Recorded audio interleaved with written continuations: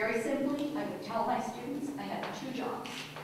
One was to make sure they were safe, and the second was to make sure that nothing interfered with their learning. I stand before all of you this evening offering my personal commitment and my professional commitment to ensure I and all the members of the campus police department keep your trust and confidence in the highest regard in our service to you. Thank you. If we have guns, we're going to fuel this dangerous, unpredictable world. We're going to contribute to the amount of guns that are on campus, contribute to the amount of error that we could possibly have. I think the chance of a gun accidentally being used or being misfired or being stolen by someone to use against the officers is a much greater chance than them being used for good.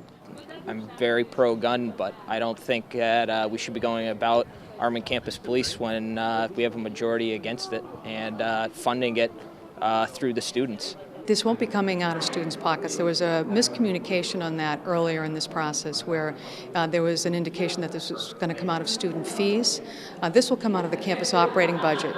Campus operating budget is made up of state funds, federal funds, and student fees are part of that. So there will not be an additional charge for student fees to cover this cost. I also would like to add that I think it's ridiculous that we have one representative on the trustees.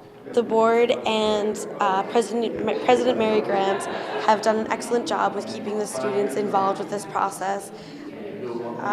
Moving forward is the best thing that we can do now, and allowing the students to be part of that process is all we can ask for.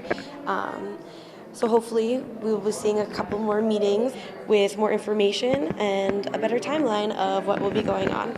We've been talking a lot today that, if we had an emergency, you're a student on campus, you're in the townhouses, and someone comes in to your townhouse, you're going to pick up the phone and you're going to call 911. You're not going to call whatever the 4-digit extension is to public safety. I don't know what that number is off the top of my head, and a lot of students on campus have no idea what that number is. We've been learning what 911 is since we were in kindergarten, and that's the number that we're going to call first.